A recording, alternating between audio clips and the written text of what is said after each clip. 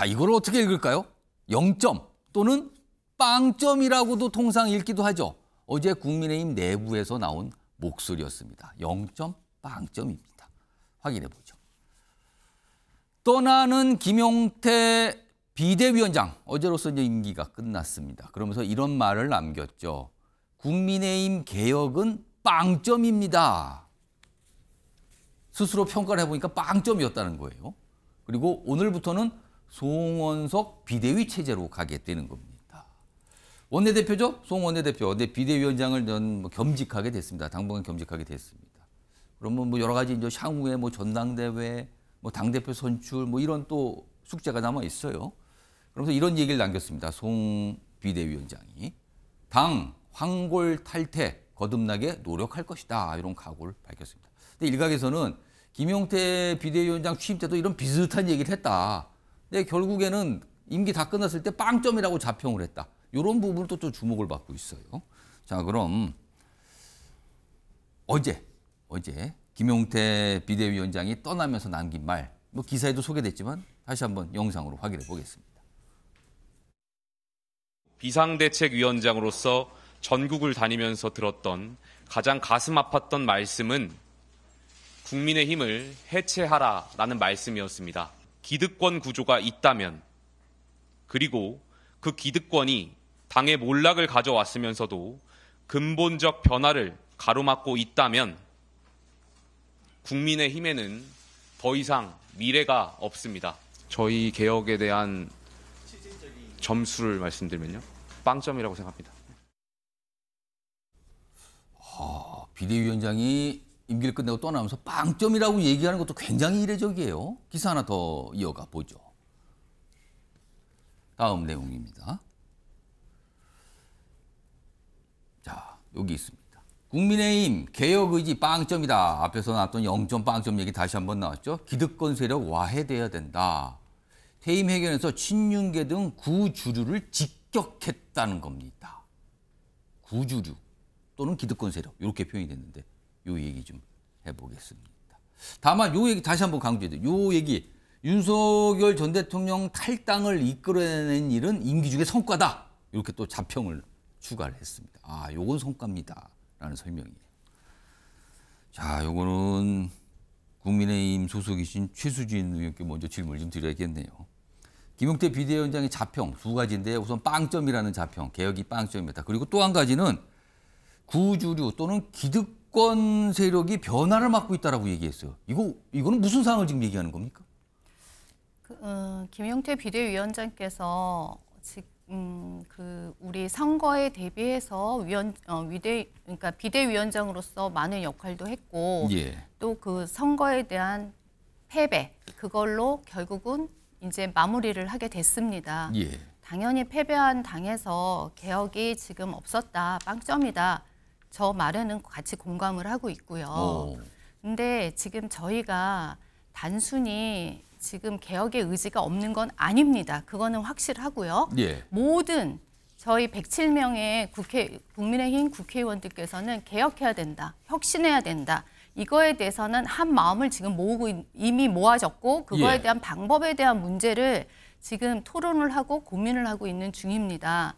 근데 친윤계 등 구주류를 직격했다. 사실 우리 당이 전체적으로 보면 부산이나 경남, TK나 PK 중심의 유권자들이 거의 기반을 좀 닫고 있다고 저는 생각을 합니다. 유권자도 그렇고 그쪽에서 국회의원도 당선된 그렇고. 의원분들도 많이 그렇죠. 계시죠. 예. 그러면 지금 우리가 그나마 보수로서 이 자리를 유지했던 거는 그들의 힘이었다고 생각을 합니다. 그거를 전면 부정할 수 없습니다. 예. 근데 다만 거기서부터 우리가 혁신이나 다양한 중도층을 흡수하는 일, 이런 일들이 저희 당이 앞으로 해야 될 혁신 과제라고 생각을 합니다. 그래서 무엇보다도 지금 전당대회를 저희가 서두르고 있잖아요. 예. 제일 빠른 시일 내에 좋은 당대표를 모시고 당 개혁을 추진하자.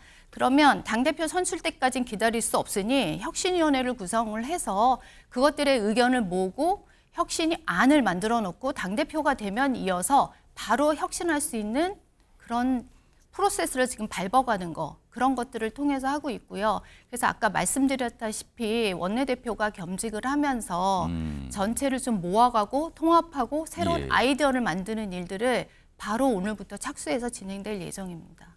그러면 김용태 이제는 전 비대위원장인데요. 그렇죠. 기득권 세력이 와야 된다. 이거에 대해서는 공감이 조금 공감하- 힘들다 이런 입장이신가요? 그죠? 예, 공감하지 않고 지금 저희가 다양한 훌륭하신 대표 선수들이 있습니다. 예. 근데 우리 당이 정말 다양한 구조로 이루어져 있고요. 그런 분들이 같이 한 마음을 모아서 같이 저는 가야지 누구를 배척하고 누구는 안 되고 이런 형태로는 개혁이 일어날 수 없다고 생각합니다.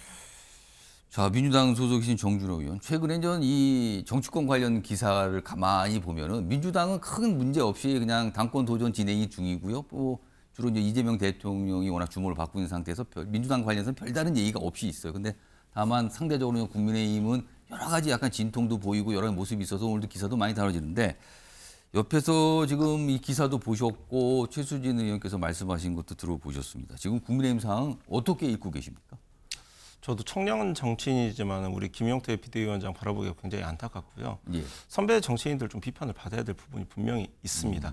내란의 강을 빨리 건넜어야 되는데 늦게 건넌 후과가 이런 겁니다. 그 질문 청년 비대위원장이 짊어지고 있는 거고요. 윤석열 대통령에 대한 탈당이나 제명 대선 전에 있었어야죠. 그리고 나서 대선 이후에 젊은 비대위원장이 그 이후 작업을 할 수 있게 맡겨줬어야 되는데 그런 구조적 문제점을 그대로 남겨준 채로 젊은 비대위원장 내세워서 일을 하다 보니까 김용태 비대위원장이 윤석열 탈당이 그나마 임기 중의 성과라 이런 정도 자평할 수밖에 없는 구조가 만드는 거죠. 선배 정치인들이 이거를 만들어주고 마음껏 개혁해봐라라고 했어야 되는데 예. 그렇지 못한 부분이 너무나도 지금도 제가 상대 당에서 바라보기에도 안타깝습니다. 같은 청년 정치인으로서 안타까움을 느끼신다. 이렇게 좀 말씀하신 게 핵심인 것 같네요, 지금요. 일단 국민의힘, 제1야당이 된 국민의힘의 모습 최근에 많이 다뤄진다. 오늘 나온 기사들도 그런 맥락을 좀 갖고 있어요. 이런 가운데 좀 두 가지 기사를 연속적으로 시청자 여러분께 전해드리겠어요. 여기는 국민의힘이 등장을 합니다. 자, 그런데 이게 과연 어떤 의미일까? 이걸 시청자 여러분께서 좀 생각하시면서 기사를 좀 보셨으면 어떨까 하는 생각이 드는데 우선 첫 번째 보시죠.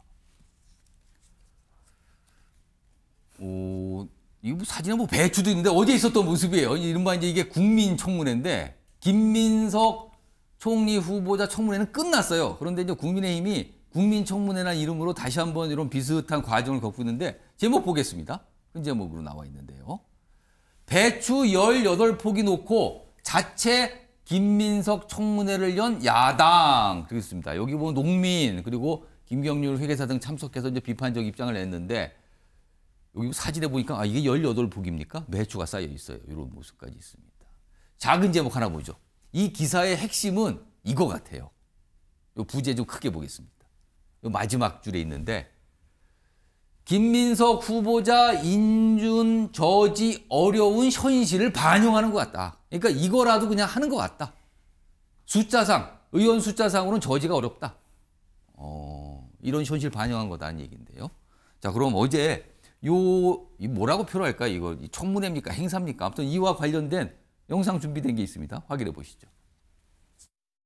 마지막으로 번외로 전 이 부분도 꼭 우리가 김민석 후보자를 무적격 판정한 배추가 이렇게 놓여져 있네요. 사실 저 배추가 뭐 죄도 없는데 농민의 한 사람으로서 배추한테 상당히 미안하고 배추 농사에 투자하는 분을 지금까지 살면서 혹시 만나보거나 들은 사례가 있습니까?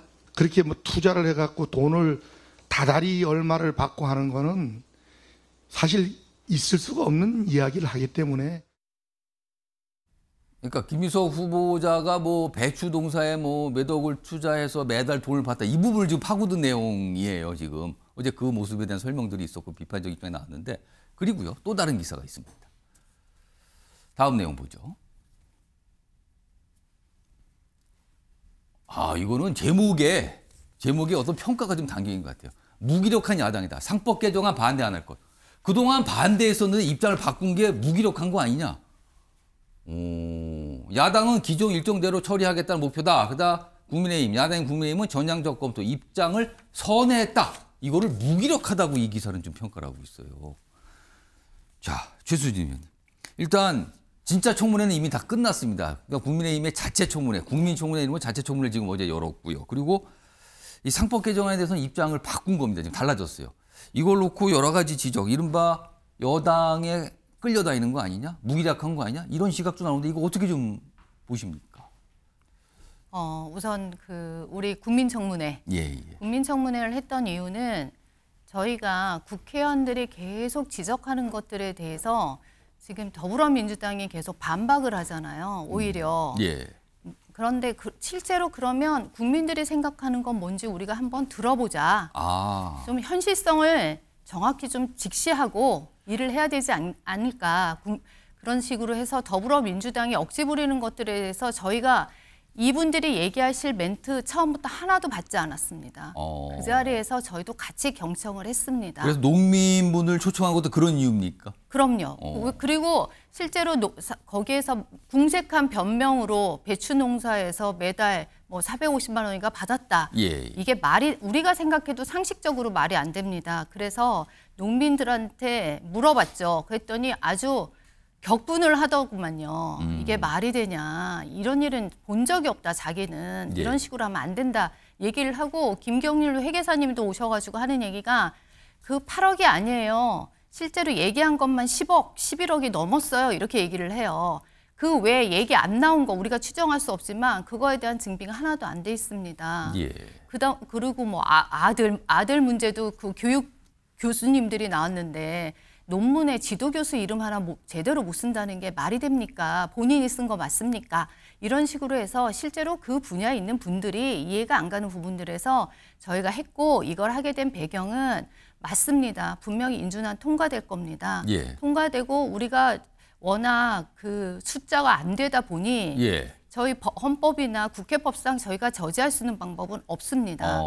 그래서 저희가 이런 것들에도 국민한테 알리고 정확하게 국민들이 판단할 수 있는 기회를 줘야 된다. 저희는 그렇게 생각을 했던 거고요. 상법 개정안 마찬가지 상법 개정안도 저희가 법을 상법을 크게 완전히 지금 다 분리하게 기업들은 분리하고 그 법들이 기업이 생존할 수 없을 정도로 지금 강하게 몰고 나가고 있습니다. 그래서 경제 6단체랑 회의를 했고 경제 6단체에서 저희한테 제안한 거는 어차피 더불어민주당 통과시킬 거다. 저희도 막을 길이 없습니다. 그렇게 얘기를 하더라고요. 그럴 바에는 그 법에 대한 협상을 같이 해줬으면 좋겠다. 좀 더 기업을 너무 몰아세우지 않고 기업도 제대로 성장할 수 있고 주주들도 관리할 수 있는 그런 상법 개정안으로 해서 좀 재계 의견을 모아서 같이 갔으면 좋겠다. 그래서 우리도 그거에 대한 전향적인 검토를 하게 된 것입니다. 상법 개정안 얘기 나오는데 이제 아시는 분도 알지만 좀 생소하신 분도 있어서 내용 중 핵심을 하나 소개해드리면 이겁니다.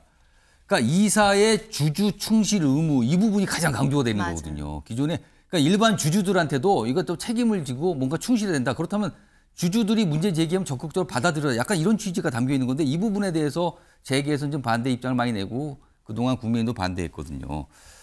자, 정유로 의원님, 특히 이 상법 개정안 국민의힘이 약간 입장을 선회하고 있어요. 요거는 좀 어떻게 좀 보고 계십니까?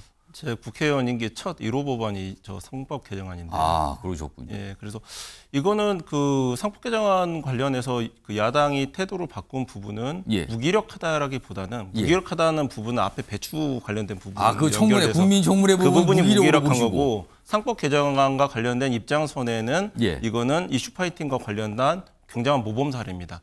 꾸준히 거부권을 비롯해서 이렇게 정권을 바뀌어서 일반 시민들의 설득이 돼서 시장에 반영이 돼서 코스피가 3,000을 넘고 거기에 따라서 재계나 야당이 태도를 바꿔가지고 그러면은 상법 개정을 통과시키겠다라는 이 흐름을 왔기 때문에 이 부분과 관련해서는 굉장히 모범 사례로 받아들여야 되고 배추 관련된 청문회 같은 경우에 있어서는 임시 청문회가 이미 다 완료가 된 다음에 수확이 없는 상태에서 이삭죽지성 여론 환기 정도밖에 효과를 기대할 수 없는 저런 국민청문회를 했다는 부분. 그래서 오히려 무기력하다는 부분은 그 인사청문회와 관련된 내용으로 연결 지을 수 있을 것 같습니다. 그러니까 민주당은 국민의힘이 상법 개정안에 대한 입장 선회 이건 긍정적으로 평가하신다. 아마 이건 이 정도 갔으니까는 이번 6월 임시국회 때 여야 합의로 처리가 될 가능성이 커진 걸로 일단 보입니다.